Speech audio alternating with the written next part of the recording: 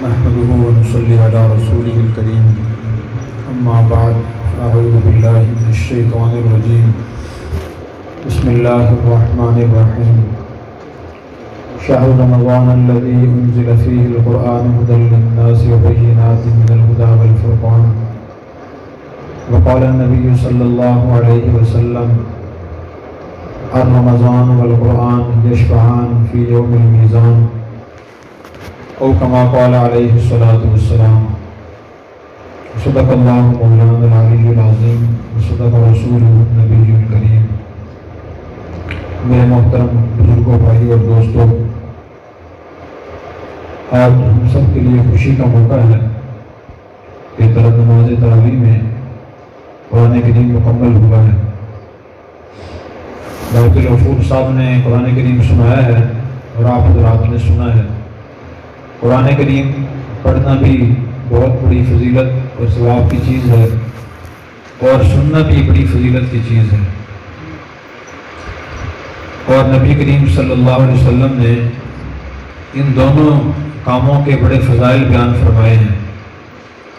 آپ نے پڑھنے کی فضیلت بیان فرمائی کہ جو شخص قرآن کریم کا ایک حرف پڑھتا ہے اسے اللہ تعالیٰ ایک حرف پر 10 نیکیاں عطا فرماتے ہیں، اور یہ عام حالت کے بارے میں ہے۔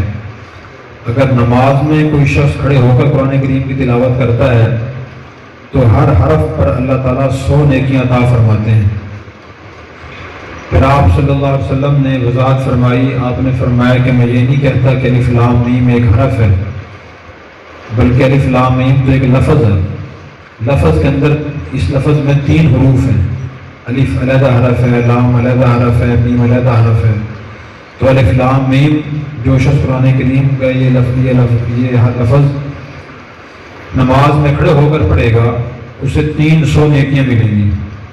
اب آپ دیکھیں روزانہ نماز تراویح میں 1 پارہ 1.25 پارہ تلاوت کیا جاتا ہے، کتنے حروف اس میں آتے ہیں؟ نہ پڑھنے والا شمار کر سکتا ہے، نہ سننے والا شمار کر سکتا ہے۔ اسی طرح آپ نے یہ بھی ارشاد فرمایا کہ قیامت کے دن اللہ تعالیٰ حافظ قرآن سے فرمائیں گے اقرأ وارتقی ورتل کما کنت ترتل فی الدنیا، کہ تو اے حافظ قرآن تم اسی طرح پڑھتے رہو جسے دنیا میں پڑھتے تھے، پڑھتے رہو اور جنت کے درجوں پہ چڑھتے رہو۔ جہاں قرآن کریم مکمل ہوگا وہیں تمہاری آخری منزل اور آخری مرتبہ اور مقام ہوگا۔ اس سے معلوم ہوا کہ جنت کے درجات اور مقامات قرآن کریم کی آیات کے مطابق ہیں۔ اس لیے ایک تو ہماری ذمہ داری یہ ہے کہ جیسے اللہ تعالیٰ نے ہمیں رمضان المبارک میں قرآن کریم پڑھنے سننے کی توفیق عطا فرمائی، سارا سال اسے ہم اسی طرح پڑھنے اور سننے کی کوشش کریں۔ یہ قرآن کریم کا ہمارے ذمہ ایک حق ہے، اور مسلمان و خوش قسمت قوم ہے۔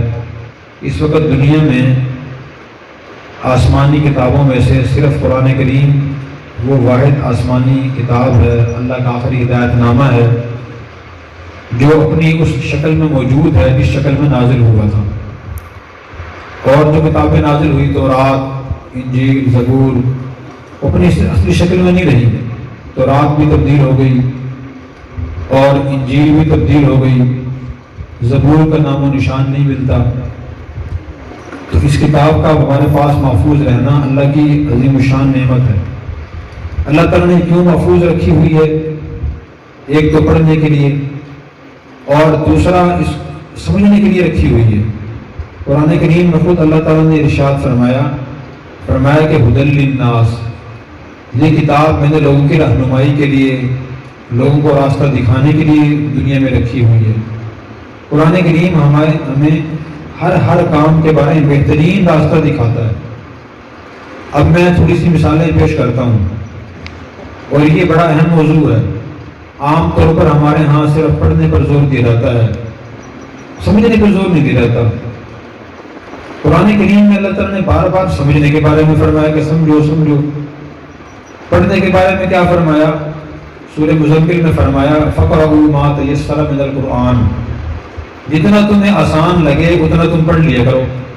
قرآن کیا ہے نا جی، فَقْرَؤُوا پڑھ لیا کرو، مَا تَيَسَّرَ مِنَ الْقُرْآنِ، تمہیں جتنا قرآن آسان لگے اتنا پڑھ لیا کرو۔ اور سورہ عمر میں فرمایا، بار بار فرمایا وَلَقَدْ يَسَّرْنَا الْقُرْآنَ لِلذِّكْرِ فَهَلْ مِن مُدَّكِرٍ، کہ ہم نے قرآن کو نصیحت حاصل کرنے کے لیے آسان کر دیا، ہے کوئی نصیحت حاصل کرنے والا؟ ہے کوئی نصیحت حاصل کرنے والا؟ بار بار فرمایا۔ ایک اور آیت میں فرمایا افلا يتدبرون القرآن ام علی قلوب اقفالها، کہ لوگ قرآن کریم میں غور و فکر کیوں نہیں کرتے؟ کیا ان کے دلوں میں تالے لگے ہوئے ہیں؟ تو قرآن کریم میں غور و فکر کرنا اور اس کو سمجھنا ہماری تمام پریشانیوں کا حل ہے۔ جب تک ہم اس قرآن کو نہیں سمجھیں گے، سمجھنے کی کوشش نہیں کریں گے، دنیا کی کوئی طاقت ایسے نہیں پریشانیوں سے نکال سکے۔ نبی کریم صلی اللہ علیہ وسلم نے عظمت قرآن کے بارے میں طویل حدیث ارشاد فرمائی، وہ جامع ترمذی میں حضرت علی رضی اللہ عنہ نے روایت فرمائی ہے، بڑی عجیب حدیث ہے وہ۔ اس میں آپ صلی اللہ علیہ وسلم نے بڑے جاندار جملے ارشاد فرمائے، اور آپ نے ارشاد فرمایا کہ ستکون فتنۃ، لوگوں میں فتنے پیدا ہوں گے۔ حضرت علی نے پوچھا کہ مل مخرج منہا یا رسول اللہ، یا رسول اللہ فتنوں سے، آزمائشوں سے، پریشانیوں سے نکلنے کا راستہ کیا ہوگا، کیسے نکلیں ہم؟ تو آپ نے فرمایا کتاب اللہ، ان پریشانیوں سے اور نکلنے اور مشکلات سے نکلنے کا راستہ اللہ کی کتاب ہے۔ فیہ نبأ من قبلکم، اس قرآن کریم میں تم سے پہلے لوگوں کی خبریں اللہ نے بیان کی ہیں، پہلے جو قومیں آئی ہیں زندگی انہوں نے کیسے گزاری، ان کا انجام کیا ہوا۔ یہ بہت بڑا سبق ہے ہمارے لیے۔ قوم نوح، قوم ہود، قوم لوط، قوم شعیب اور قوم عاد، قوم فرعون اور قومیں آئی ہیں، قوم بنی اسرائیل گزری ہے، اللہ نے کے حالات و واقعات تفصیل سے بیان کیے ہیں۔ وہ فرمایا کہ خبر ما بعدکم، تمہارے بعد جو لوگ آئیں گے ان کے حالات اللہ تعالیٰ نے اس میں بیان کیے ہیں۔ پھر آپ نے ارشاد فرمایا والحکم ما بینکم، تمہارے درمیان جو اختلاف اور جھگڑے ہوں گے اللہ تعالیٰ نے اس کا حل اور اس کا فیصلہ قرآن کریم میں بیان فرمایا۔ جتنے بھی ہماری لڑائی جھگڑے ہیں، وہ باپ بیٹے کا جھگڑا ہو، شوہر بیوی کی لڑائی ہو، بھائی بھائی کی لڑائی ہو، ایک آدمی کے اپنے پڑوسی سے لڑائی ہو، رشتہ داروں سے لڑائی ہو، برادری کے لوگوں سے لڑائی ہو، جتنے بھی لڑائی جھگڑے ہیں ان سب کا حل قرآن کریم میں اللہ تعالیٰ نے بیان فرمایا۔ بس صرف دیکھنے کی اور اس کے بعد اپنانے کی ضرورت ہے۔ مثلاً آج اکثر بھائیوں میں اتفاق نہیں ہے، نا اتفاقی ہے۔ ہر آدمی یہ سمجھتا ہے کہ جی میرا بڑا بھائی زیادتی کر رہا ہے، بڑا سمجھ چھوٹا زیادتی کر رہا ہے، تو اگر ایک تو زیادتی کر رہا ہے، لیکن جو سمجھتا ہے کہ دوسرا زیادتی کر رہا ہے تو اس کے لیے کیا حکم ہے، اللہ تعالیٰ اس کو کیا کہتے ہیں، اللہ کے نبی کیا فرما رہے ہیں، اسے کیا کرنا چاہیے؟ اس نے اگر یہ دیکھنا ہے تو سورہ یوسف پڑھ لیں مکمل، حضرت یوسف علیہ السلام اور ان کے بھائیوں کا مکمل واقعہ اگر آپ قرآن کریم کے ترجمے کی صورت میں پڑھ لیں یا تفسیر سن لیں تو پتہ چل جائے گا کہ ہم نے یہ کرنا ہے۔ بھائیوں نے کیا کیا، یوسف علیہ السلام نے کیا کیا، کس کا انجام اچھا ہوا، کس کا انجام برا ہوا۔ یوسف علیہ السلام کے بھائیوں نے بغیر کسی قصور کے، بغیر وجہ کے انہیں کنویں میں ڈال دیا، گھر سے دور کر دیا۔ وہاں سے یوسف علیہ السلام کی پریشانیاں شروع ہو گئی، والد سے دور، بچپن کی عمر، پھر کنویں کی تاریکی، تو غلامی کی زندگی، پھر اس کے بعد جیل، اور جیل میں وقت گزارتے رہے۔ اس کے بعد پھر اللہ تعالیٰ نے کہاں پہنچایا، وقت کا بادشاہ بنا دیا، اور بھائیوں کو ان کے سامنے گدا کر اور سوالی بنا کر بھیج دیا۔ اس میں کتنا بڑا سبق ہے ہمارے لیے۔ جب یوسف علیہ السلام کے پاس ان کے بھائی آخری مرتبہ گئے تو یوسف علیہ السلام نے ان سے پوچھا حل علمتم ما فعلتم بیوسف واخیہ اذ انتم جاہلون، کیا تمہیں معلوم ہے کہ تم نے یوسف اور اس کے بھائی بنیامین سے کیا سلوک کیا تھا جب تم بے وقوفی کر رہے تھے؟ تو انہوں نے غور سے دیکھا تو انہوں نے کہا کہ آئینہ کلام کا یوسف، کیا آپ ہی یوسف نہیں ہیں؟ یوسف علیہ السلام نے فرمایا کہ انا یوسف، میں یوسف ہوں، وہذا اخی، یہ میرا حقیقی بھائی بنیامین ہے، قد من اللہ علینا، اللہ نے ہم پہ احسان فرمایا، انہ من یتقی ویصبر فإن اللہ لا یضیع اجر المحسنین، یقیناً جو شخص بھی تقوی اختیار کرتا ہے، اللہ سے ڈرتا ہے، اپنے کاموں میں باتوں میں احتیاط پیدا کرتا ہے، متقی بن جاتا ہے اور صبر کرتا ہے، تو اللہ تعالیٰ ایسے لوگوں کا اجر ضائع نہیں فرماتے۔ بس اگر یہ جملہ ہم یاد رکھ لیں یوسف علیہ السلام کا ایک لائن ہے یہ جو انہوں نے فرمائی، اِنَّهُ مَن يَتَّقِ وَيَصْبِرْ فَإِنَّ اللَّهَ لَا يُضِيعُ أَجْرَ الْمُحْسِنِينَ، جو تقوی اختیار کرتا ہے اور صبر کرتا ہے اللہ ایسے لوگوں کا اجر ضائع نہیں فرماتے۔ جتنا ہی لڑائی جھگڑا ہوگا بھائیوں کے درمیان، جو بھائی اس جملے کو یوسف علیہ السلام بات کو یاد رکھے گا، نصیحت کو یاد رکھے گا، ان کے رزلٹ جو اپنا تجزیہ بیان فرمایا، خلاصہ بیان فرمایا کہ مجھے اللہ تعالیٰ نے یہاں کیسے پہنچایا، تو انشاءاللہ اس کے دل کو سکون حاصل ہو جائے گا، اس کے دل میں صبر پیدا ہو جائے گا۔ ایک مثال قرآن کریم میں آ گئی بھائیوں کی لڑائی کی صورت میں۔ اسی طرح اگر کسی شخص کی اولاد نافرمان ہے، وہ کیا کرے؟ ساری زندگی ماں باپ اولاد کے لیے محنت اور کوشش کرتے ہیں، اتنے دکھوں سے، تکالیف سے، محبتوں سے اولاد کی پرورش کرتے ہیں، لیکن پھر بھی اولاد نافرمان نکل آئے، اور کوشش بھی انسان بہت کرے فرما بردار رہے، پھر بھی نافرمان بن جائے، وہ کیا کرے؟ کیا وہ اولاد کو آگ کر دے، خدا نہ خواستہ گالیاں دے، گھر سے نکال دے، پورے خاندان میں اپنی اولاد کے دوستوں میں اسے بدنام کرے؟ کیا کرنا چاہیے اسے؟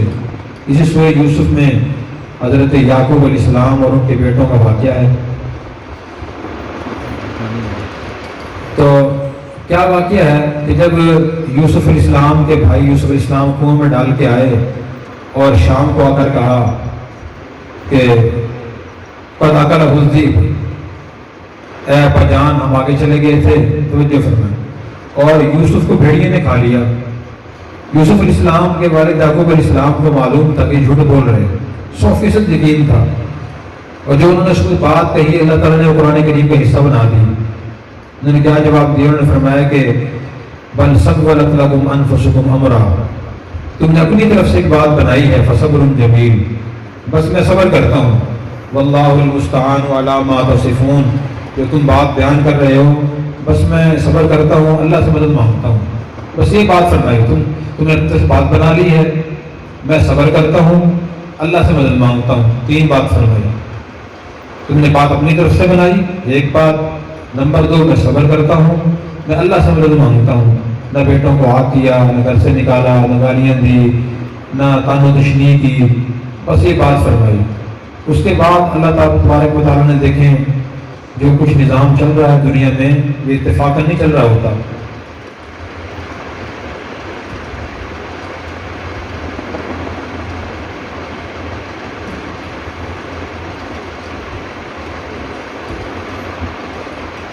اکثر ہم کہتے ہیں کہ جی میں جا رہا تھا، اچانک حادثہ پیش آ گیا، اتفاقاً یہ واقعہ پیش آ گیا۔ مفتی اعظم پاکستان مولانا مفتی بشیر صاحب رحمۃ اللہ علیہ نے لکھا ہے کہ دنیا میں اللہ تعالیٰ کی طرف سے کوئی واقعہ، کوئی حادثہ اتفاقاً پیش نہیں آتا، ہمارے لحاظ سے اتفاقاً ہوتا ہے، وہ اللہ کی طرف سے جو بھی معاملہ ہوتا ہے وہ پہلے طے شدہ ہوتا ہے۔ اللہ تعالیٰ انسان کو مرحلے سے گزارتے ہیں، جیسے ہم فصل کاشت کرتے ہیں تو جب فصل کٹائی کا موسم آتا ہے، ان دنوں میں گندم کٹائی کا موسم آتا ہے، ہوائیں بھی چلتی ہیں، بارشیں برستی ہیں، اب بظاہر یہ فصل کے نقصان کا باعث بنتی چیزیں، ہواؤں کا چلنا، ہوائیں چلتی ہیں تو وہ جو خوشے ہوتے ہیں اور شاخیں ہوتی ہیں گندم چوری سے گر جاتی ہیں تو وہ دانہ موٹا نہیں ہوتا۔ اسی طرح بارش برستی ہے تب بھی گندم ضائع ہو جاتی ہے، یہ ہوتا ہے نا، لیکن اس میں بھی حکمت ہوتی ہے۔ حکمت یہ ہوتی ہے کہ یہ ہوائیں نہ چلیں اور بارشیں نہ برسیں بے موقع تو گندم کے اندر طاقت پیدا نہیں ہوتی، دانہ جاندار مضبوط نہیں ہوتا۔ اللہ تعالیٰ انسان کو مختلف پریشانیوں سے، تکالیف سے اس لیے گزارتے ہیں تاکہ اس کے اندر مضبوطی پیدا ہو۔ اگر آپ صبر کے بارے میں 20 آیات پڑھ لیں، 40 احادیث پڑھ لیں، صبر پیدا نہیں ہوگا۔ صبر دل میں تب پیدا ہوگا جب ہم مشکل حالات سے گزریں گے۔ تو اللہ تعالیٰ کے نبی یعقوب علیہ السلام اس بات کو سمجھتے تھے کہ اللہ کی طرف سے یہ سب کچھ ہو رہا ہے اور بیٹے جو ہے ذریعہ بن رہے ہیں، اس لیے انہوں نے صبر کیا، بیٹوں کو پاس رکھا، اور پھر نتیجہ یہ ہوا کہ اللہ تعالیٰ نے جہاں یوسف علیہ السلام پہنچانا تھا وہاں پہنچا دیا۔ تو دیکھیں اس میں ہمارے لیے سبق ہے۔ اسی طرح آج کل دنیا میں انسان کا کسی سے بھی 100% ذہن نہیں ملتا، نہ باپ بیٹے کا ملتا ہے، نہ بیوی شوہر کا ملتا ہے، نہ بھائی کا 100% ذہن ایک جیسا ہوتا ہے، نہ ماتحت اور افسر کا ذہن ایک جیسا ہوتا ہے، ذہنوں میں لازماً فرق ہوتا ہے۔ تو ایسے موقع پہ ہم کیا کریں؟ ایسے موقع پر اکثر لوگ بڑے ہیپر ہو جاتے ہیں، اس سے ذرا سا اختلاف ہو گیا، ذرا سی مزاج کے خلاف بات ہو جائے، مزاج کے خلاف ذرا سا کام ہو جائے تو انسان جذبات، غصے اور طیش میں ایسی ایسی باتیں کہہ جاتا ہے کہ پھر زندگی بھر اس کی تلافی کرنے کی کوشش کرتا ہے، لیکن تلافی نہیں ہوتی۔ اس شاعر نے کہا نا جراحات السناگر التیام ولا یقطع ما جرح اللسان، کہ جو تلوار اور چھری کے اور نیزے کے زخم ہوتے ہیں وہ تو مٹ جاتے ہیں، لیکن جو زبان سے انسان زخم لگاتا ہے باتوں کے ذریعے وہ کبھی نہیں مٹتے، وہ ہمیشہ ہلے رہتے ہیں۔ تو اس موقع پر ہمیں کیا کرنا چاہیے؟ قرآن کریم اس بارے میں رہنمائی کرتا ہے، فرمایا لا یجرمنکم شنآن قوم علی الا تعدلوا اعدلوا هو اقرب للتقوی واتقوا اللہ۔ یہ بڑی اہم آیت ہے۔ جس شخص سے بھی ہمارا اختلاف ہو جائے، مذہبی اختلاف ہو، سیاسی اختلاف ہو، مسلک کا اختلاف ہو، خاندانی اختلاف ہو، کاروباری اختلاف ہو جائے، لین دین کا اختلاف ہو جائے، کوئی بھی اختلاف ہو جائے، تو اس موقع پہ اللہ تعالیٰ یہ فرما رہے ہیں کہ کسی قوم کی دشمنی تمہیں اس بات پر آمادہ نہ کرے کہ تم انصاف نہ کرو۔ یہ دلو انصاف کرو، وہ اقرب للتقوی، وہ انصاف ہی تقوی قریب ہے، فاتقوا اللہ، تم اللہ سے ڈرو۔ عام طور پہ ہوتا کیا ہے، اس سے ہمارا اختلاف ہوتا ہے تو اس کے ہر اچھے کام میں ہمیں بدنیت ہی نظر آتی ہے۔ اگر وہ نماز ہی پڑھتا ہے تو دکھاوے کے لیے پڑھ رہا ہے، اگر وہ صدقہ خیرات کر رہا ہے یہ بھی دکھاوے کے لیے کر رہا ہے جی، تاکہ لوگ اس کو سخیات میں سمجھیں۔ اگر وہ حج عمرہ کرتا ہے اس کے لیے غلط مثالیں بیان کرتے ہیں لوگ، جس کو سوچو کھانے کے بعد بلی حج کو جا رہی ہے۔ اچھا جی داڑھی رکھ لی، داڑھی کیا فائدہ، اس نے فلاں کام تو غلط کیا تھا۔ وہ تسبیح کر رہا ہے، تسبیح کیا فائدہ بھائی، اس نے یہ تو ویسے دکھاوے کے لیے کر رہا ہے۔ یہ جو ہر بات پہ اعتراض، تنقید، بدگمانی، بدنیتی والی بات ہے، قرآن کریم کی آیات سے معلوم ہوتا ہے کہ یہ مسلمانوں کا طریقہ نہیں ہے، یہ یہودیوں کا طریقہ ہے۔ نبی کریم صلی اللہ علیہ وسلم مسلمانوں کو جس بات کا حکم دیتے انہیں ہدایت فرماتے کہ آپ یہ کام کریں، اور مسلمان صحابہ کرام جن کے اخلاص میں کوئی شک نہیں ہو سکتا تو وہ صحابہ کرام اخلاص نیت سے وہ کام کرتے تھے، اور منافق اور یہودیوں پہ اعتراض کرتے تھے۔ قرآن کریم میں خود 10ویں سپارے میں ہے کہ اللہ کے نبی صلی اللہ علیہ وسلم نے ایک صحابہ کرام فرمایا صدقہ خیرات کرو۔ شوشل و غربت بہت زیادہ تھی، تو جن لوگوں کے پاس دولت کچھ زیادہ تھی ان کو آپ ترغیب دیا کرتے تھے کہ آپ غریب لوگوں کو کھانا کھلاؤ، اور یا ایھا الناس اطعموا الطعام افشوا السلام وصلوا باللیل اذا الناس ینام، اے لوگوں ادخلوا الجنۃ بسلام، اے لوگوں تم لوگوں کو کھانا کھلاؤ، سلام کو رواج دو، سلام کو عام کرو، رات کو جب لوگ سو رہے ہیں تو اس وقت کھڑے ہو کے نماز پڑھا کرو، اگر تم یہ کام کرو جنت میں داخل ہو جاؤ گے سلامتی سے۔ تو آپ اس طرح ترغیب دیا کرتے تھے، اور جتنے مخلص صحابہ کرام تھے وہ سارے آپ کے ہر ارشاد عمل کرنے کی کوشش کرتے تھے۔ ایک مرتبہ صدقہ خیرات کی آپ نے ترغیب دی، ایک صحابی کے پاس زیادہ دولت تھی، انہوں نے 100 درہم یا 100 دینار پیش کیے، یہ کہ یا رسول اللہ یہ میری طرف سے 100 درہم دینار ہیں، آپ جس غریب کو چاہیں عطا فرما دیں۔ آپ نے فرمایا کہ اللہ تعالیٰ آپ کے مال میں جان برکت عطا فرمائے، دعا دی ان کو۔ تو یہودیوں نے اعتراض کیا، انہوں نے کہا کہ یہ جو آدمی اتنے درہم دینار دے رہے ہیں نا جی، یہ ریاکار دکھاوا کرنے والا ہے، اسی لیے اس نے زیادہ پیسے زیادہ درہم دیے ہیں تاکہ لوگ میری تعریف کریں۔ دوسرے ایک صحابی تھے حضرت عقیل رضی اللہ عنہ، وہ غریب صحابی تھے، ان کے پاس کچھ دینے کے لیے نہیں تھا، نہ درہم تھے نہ دینار تھے۔ انہوں نے آپ صلی اللہ علیہ وسلم کی ارشاد کو اتنی اہمیت دی کہ جا کے انہوں نے کسی باغ میں سارا مزدوری کی، پانی لگایا یا درختوں نے گوڈی کی، تو ساری رات مزدوری کی۔ صبح انہیں کوئی تھوڑی سی کھجوریں ملی 2-3 کلو مزدوری میں، وہ طے ہوئی کی مالک سے، وہ لا کر انہوں نے حضور صلی اللہ علیہ وسلم نے پیش کر دی کہ یا رسول اللہ میری طرف سے صدقہ ہے قبول فرمائیں، اور جس کو چاہیں آپ غریب کو دے دیں۔ تو منافقین اور یہودی نے اس پہ بھی اعتراض کیا، انہوں نے کہا لو جی یہ وہ آدمی ہے جو انگلی کٹوا کے شہیدوں میں شامل ہونا چاہتا ہے، 2-3 کلو کھجوریں دینے سے کیا فرق پڑتا ہے، بتاؤ کون کس گھر کے افراد کے کام آ جائیں گی۔ جس نے زیادہ دیا اس پہ بھی اعتراض، یہ بدنیت معاذ اللہ، جس نے کم دیا اس پہ بھی اعتراض۔ تو اس لیے ہر بات پہ اعتراض کرنا، مخالف کی نیکیوں برائیاں تلاش کرنا، نیتوں پہ حملہ کرنا، یہ مسلمانوں کا طریقہ نہیں ہے۔ اور جہاں جس آدمی کے یہ مزاج ہوتا ہے تو اس کا مزاج یہودیوں والا ہے، اس کا مزاج منافقین والا ہے۔ نبی کریم صلی اللہ علیہ وسلم کا مزاج تھا، صحابہ کرام کا مزاج تھا، اب یہودیوں نے آپ کی اتنی گستاخیاں کی، اتنا آپ کو تنگ کیا کہ ہم اگر قرآن کریم پڑھ کے دیکھیں تو انسان حیران ہو جاتا ہے۔ آپ نے صدقہ خیرات ترغیب دی اور فرمایا صدقہ خیرات کرو اللہ کے غریب بندوں کو، تو یہودیوں نے کیا کہا؟ لقد سمع اللہ، اللہ تعالیٰ فرمایا کہ لقد سمع اللہ قول الذین قالوا ان اللہ فقیر ونحن اغنیاء۔ یہودیوں نے کہا کہ معاذ اللہ تعالیٰ غریب ہو گئے ہیں، ہم مالدار ہیں، اس لیے اللہ تعالیٰ ہمیں کہتے ہیں تو صدقہ خیرات کرو۔ کتنی گستاخی کی اللہ کی شان میں۔ تو آپ کی ہر بات پہ اعتراض کرتے تھے۔ آپ کا طرز عمل کیا تھا ان کے ساتھ طرز عمل آپ کا یہ تھا، آپ صلی اللہ علیہ وسلم کے ذریعے اللہ نے کہلوایا، آپ نے ان کی تعریف فرمائی۔ آپ نے فرمایا کہ من اہل کتاب من ان تأمنوا بقنطار یؤدیہ الیک، اہل کتاب یہودیوں میں سے جو ہمارے مخالف ہیں، غیر مسلم ہیں، ان میں سے بعض لوگ اتنے دیانتدار اور امانت دار ہیں، اگر آپ کسی یہودی کے پاس، غیر مسلم یہودی کے پاس، منافق کے پاس آپ مال کا ڈھیر رکھوا دیں گے، ڈھیر کہ میرا مال کا ڈھیر آپ کے پاس امانت ہے، تو اتنا وہ دیانتدار آدمی ہے کہ وہ بالکل پورے کا پورا آپ کو حوالے کر دے گا، بعد میں مانگو گے آپ، اس میں خیانت نہیں کرے گا۔ اور وَمِنْهُمْ مَنْ يَتَّخِذُ دِينَهُ لَا يُؤْتِيهِ إِلَّا إِلَّا مَا دُمْتَ عَلَيْهِ قَائِمًا، اور ان میں سے بعض یہودی ایسے ہیں اگر آپ ان کو ایک دینار امانت رکھوا دیں کہ میرے ایک دینار، سکہ، روپیہ امانت رکھ لیں، پھر میں لے لوں گا، جب تک آپ اس کے پاس کھڑے ہیں وہ مانے گا کہ واقعی میرے پاس آپ نے دینار رکھوایا ہے، لیکن آپ ذرا سا بڑا چکر لگا کے آئیں اور اس سے کہیں میرا دینار دے دو، تو کون سا دینار تو نے کب دیا مجھے؟ تو دیکھیں جو برا تھا اس کی برائی بیان فرمائی، جو اچھا تھا اس کی اچھائی بیان فرما دی۔ اسی طرح نبی کریم صلی اللہ علیہ وسلم کے پاس ایک وفد آیا، وفد عبد القیس، غیر مسلم لوگ تھے، تو وہ دیکھنے آتے تھے کہ جی مدینہ میں ایک محمد نامی شخص ہے، وہ کہتے ہیں کہ میں اللہ کا نبی ہوں، چلو مل کے تو آئیں، دیکھ کے تو آئیں کیا کہتے ہیں وہ۔ اس طرح مختلف علاقوں سے لوگ ملنے آیا کرتے تھے، 17 یا 20 وفد آپ صلی اللہ علیہ وسلم کے پاس اس طرح ملنے کے لیے آئے، تو آپ ان کو اکرام فرماتے تھے۔ وہ غیر مسلم ہوتے تھے، انہوں کھانا کھلاتے تھے، خیمے لگواتے تھے ان کے لیے کہ آپ ہمارے مہمان ہو، آپ یہاں ٹھہرو۔ بلکہ محدث اہل سیر نے لکھا ہے کہ مسجد نبی میں آپ صلی اللہ علیہ وسلم ان کو ان کے مذہب کے مطابق عبادت کرنے کی اجازت دے دیتے تھے، اپنے مذہب کے مطابق آپ عبادت کر لیں۔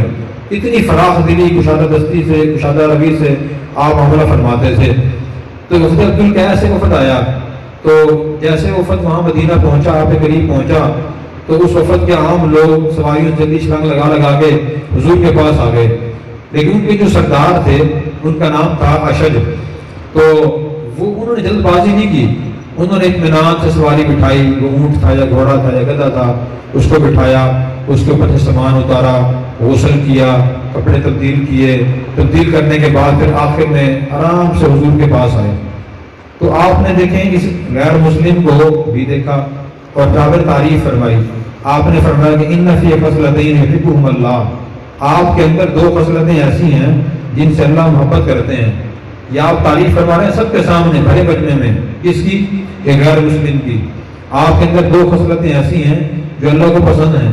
ایک تو یہ ہے کہ آپ کے اندر جلد بازی نہیں ہے، کہ آپ اطمینان سے کام کرتے ہیں، اچھی صفت ہے یہ اطمینان سے کام کرنا۔ اور دوسری یہ ہے کہ آپ کے اندر برداشت بہت ہے، آدمی جب کس سے بات کرتا ہے تو اندازہ ہو جاتا ہے کہ مزاج کا تیز ہے یا ٹھنڈے مزاج کا آدمی ہے، تو انہوں نے باتیں کی تو آپ کو اندازہ ہو گیا کہ آدمی بردبار ہے، ٹھنڈے مزاج کا آدمی ہے، تو سب کے سامنے آپ نے دیکھا غیر مسلم کی تعریف فرمائی۔ اس لیے ہمارا بھی اس سے اختلاف ہو جائے اس کو ہم انسانیت کی صفحہ سے نہ نکالیں، یہ تو انسان ہی نہیں رہا ہے، تو مسلمان ہی نہیں رہا، یہ تو پتہ نہیں کیا چیز ہے۔ قرآن کریم میں خود اللہ نے فرمایا وَلَقَدْ كَرَّمْنَا بَنِي آدَمَ، ہم نے ہر انسان کو عزت بخشی ہے۔ لَقَدْ خَلَقْنَا الْإِنسَانَ فِي أَحْسَنِ تَقْوِيمٍ، ہم نے انسان کو سب سے خوبصورت سانچے پہ ڈھال کر پیدا کیا ہے۔ جو بھی انسان ہے وہ انسان ہے، اللہ نے اس کو انسان بنایا، اگر اس کی عادتیں بری ہیں، اس کے اخلاق برے ہیں، تو ہمیں اس کو انسانیت کی سب سے نہیں نکالنا چاہیے، اس کو انسان تسلیم کریں۔ اس کے اعمال و اخلاق برے ہیں تو انبیاء علیہ السلام کی اگر ہماری اس تک رسائی ہے تو ہم اس کو بھی ہدایت کی طرف لانے کی کوشش کریں، اس کی رہنمائی کریں، اس کی خیر خواہی ہمدردی کریں۔ اب صحابہ کرام پہلے کون تھے؟ مشرکین کی اولاد تھے، یہ وہی لوگ تھے جو پہلے شراب پیا کرتے تھے، بدکاریاں کرتے تھے، ڈاکے ڈالتے تھے، قتل کرتے تھے، بیٹیوں کو زندہ دفن کیا کرتے تھے، لیکن آپ نے ان سے نفرت نہیں فرمائی، نہیں تو حقیر سمجھا، یہ تو جانوروں سے بدتر ہے، ان کو حقیر نہیں سمجھا۔ آپ نے ان کی بد اخلاقیوں کو برداشت فرمایا، ان کے پتھر کھائے، گالیاں سنی، تان و تشنی سنی ان سے، اور پھر آپ نے ان کی اصلاح اور بہتری کی کوشش کی۔ اگر یہ جذبات ہمارے اندر پیدا ہوں گے تو انشاءاللہ پھر نہ بیوی سے نفرت ہوگی، نہ اولاد سے نفرت ہوگی، نہ ماں باپ سے نفرت ہوگی، نہ بھائی سے نفرت ہوگی، نہ رشتہ دار سے نفرت ہوگی، نہ کسی پڑوسی محلہ دار سے نفرت ہوگی۔ کہ اللہ نے اس کو انسان بنایا ہے، اس کی ہم اصلاح اور بہتری کی کوشش کریں۔ تو اس طرح قرآن کریم کو اگر ہم پڑھیں گے انشاءاللہ تو ایک ایک آیت زندگی بدل دے گی۔ آخری واقعہ میں عرض کرتا ہوں، قرآن کریم کو سمجھ کر پڑھنے سے کس طرح انقلاب آتا ہے۔ حضرت فضیل بن عیاض رحمۃ اللہ علیہ بہت بڑے اللہ والے گزرے ہیں، آج ان کا نام اولیاء اللہ کی اونچی ایک لمبی اور فہرست کے اوپر پر ہے، ان کا نام امام الاولیاء گزرے ہیں۔ پہلے وہ ڈاکو تھے، عربی زبان جانتے تھے، تو ایک مرتبہ اپنی روٹین کے مطابق ڈاکہ ڈالنے کے لیے ایک گھر کی دیوار پہ چڑھے، اندر جاؤں ڈاکہ ڈالوں گا۔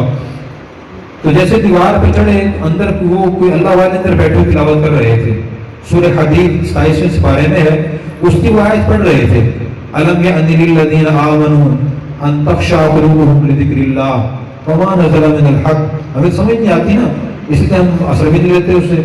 تو یہ عربی سمجھتے تھے، تو انہوں نے اس کی آیت غور سے سنی۔ اس آیت کا ترجمہ یہ ہے، کیا اب تک وہ وقت نہیں آیا اہل ایمان کے لیے کہ ان کے دل اللہ کے ذکر سے ڈر جائیں، اور جو قرآن کریم اللہ نے نازل کیا ہے اس کو سن کر ان کے دل ڈر جائیں؟ اب تک وہ وقت نہیں آیا؟ جیسے ہی انہوں نے یہ آیت سنی اور ان کی آیت سمجھ میں آئی، دل پہ چوٹ لگی اور وہیں سے دل کی دنیا بدل گئی، اور فوراً عربی میں کہا بلا یا ربی قدان، بلا یا ربی قدان، بلا یا ربی قدان، کیوں نہیں ہے اللہ، وقت آ گیا، وقت آ گیا۔ یہ آیت سنی، وہیں سے توبہ طائب ہوئے، دین سیکھنا شروع کیا، اتنا سیکھا کہ ایک ڈاکوؤں کا سردار اولیاء کا سردار بن گیا۔ اور پہلے اتنا ان کا روب تھا، اتنا ڈر خوف ہوتا تھا کہ لوگ ان کے علاقے سے ڈرتے گزرتے نہیں تھے، کہیں فضیل نہ ڈاکہ ڈال دے، کہیں فضیل نہ کھڑا ہو آگے۔ تو قرآن کریم کی ایک ایک آیت اگر انسان سمجھ کے پڑھ لے تو ایک آیت زندگی میں انقلاب برپا کر دیتی ہے، اس کا رخ موڑ دیتی ہے۔ تو آپ حضرات سے میری گزارش یہی ہے کہ ہم خود بھی اس کی نیت کریں، ارادہ کریں، اپنے دوست احباب میں، گھروں میں یہ بات پھیلائیں کہ بھئی ہم قرآن کریم پڑھنے کے ساتھ ساتھ اس کو سمجھنے کی کوشش کریں۔ کہ احسان قرآن کریم دینے ترجمے والا، تفسیر والا، جیسے ہم روزانہ گھنٹوں گھنٹوں واٹس ایپ دیکھتے ہیں، فیس بک دیکھتے ہیں، ناول ڈائجسٹ مسلمان پڑھتا ہے، سمجھتا ہے، قرآن نہیں سمجھتا، تو صرف آدھا گھنٹہ قرآن کو دیں اور قرآن کریم سمجھیں۔ اپنی مسجد میں قریب کہیں کسی عالم دین کا درس قرآن ہوتا ہو، اس درس قرآن میں ہم بیٹھیں، صرف ثواب کی نیت سے نہیں بلکہ سمجھنے اور عمل کرنے کی نیت سے ہم بیٹھیں۔ پھر اس کے بعد جو بات ہم سنیں آگے جا کے لوگوں کو بتائیں، عمل کرنے کی نیت کریں۔ سب حضرات کوشش فرمائیں گے اس کی، یہ باتیں کہ پھیلائیں گے۔ اللہ تبارک و تعالیٰ مجھے اور آپ کو قرآن کریم سچی محبت نصیب فرمائے اور قرآن کریم سمجھ کر اخلاص سے نیت سے عمل کرنے کی، اس کے پیغام کو عام کرنے کی توفیق عطا فرمائے۔ وآخر دعوانا الحمد للہ رب العالمین۔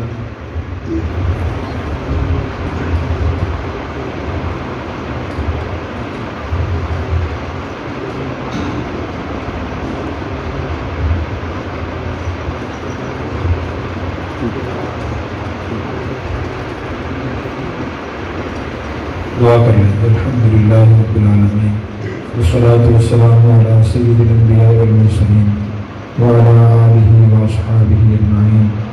ربنا آتنا من لدنک رحمة وہیئ لنا من امرنا رشدا۔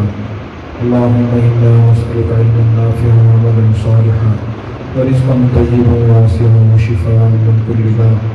اللہم انا نعوذ بک من الفتن ما ظہر منها وما بطن۔ اللهم وفقنا لما تحب وترضى من القول والعمل والفعل والنية والهدى إنك على كل شيء قدير۔ ربنا تقبل منا إنك أنت السميع العليم وتب علينا يا مولانا إنك أنت التواب الرحيم۔ ربنا اغفر لنا ولإخواننا الذين سبقونا بالإيمان ولا تجعل في قلوبنا غلا للذين آمنوا ربنا إنك غفور رحيم۔ اے اللہ قرآن کریم پڑھا سنا کے ایسے قبول منظور فرما۔ اے اللہ ہمیں قرآن سے سچی محبت نصیب فرما۔ روزانہ قرآن کریم کی تلاوت کرنے کی توفیق عطا فرما، قرآن کریم سمجھنے کی توفیق عطا فرما۔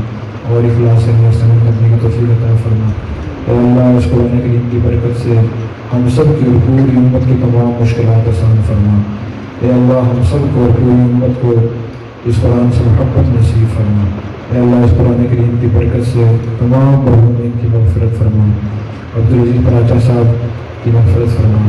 اے اللہ عبدالغفور اور جو مسلمان بیمار ہیں سب یا اللہ سب بیماروں کو اس قرآن کے صدقے سے شفا نصیب فرما۔ ہمیں روحانی یا جسمانی تمام بیماریوں سے شفا کلی نصیب فرما۔ اے اللہ اس قرآن کی برکت سے ہماری مشکلات کو آسان فرما۔ ہماری جائز حالات ضروریات اپنی غیر کے خزانوں سے پوری فرما۔ اے اللہ پوری امت میں اتفاق اور اتحاد پیدا فرما۔ لڑائی جھگڑوں سے نجات نصیب فرما۔ اے اللہ محبت عام فرما۔ اے اللہ مختار احمد ڈرائیور بھائی جو بیمار ہیں ان کے بچے بیمار ہیں، اللہ ان کو شفا عطا فرما۔ اے اللہ ان کو شفا کامل عطا فرما۔ اے اللہ ہمیں طویل صحت والی تندرست زندگی نصیب فرما۔ اے اللہ مرتے دم تک ہمیں دین اسلام پر استقامت عطا فرما، مرتے وقت کلمہ طیب نصیب فرما۔ صلی اللہ تعالیٰ علی خیر خلقہ سیدنا و مولانا محمد وعلی آلہ و اصحابہ اجمعین برحمتک یا ارحم الراحمین۔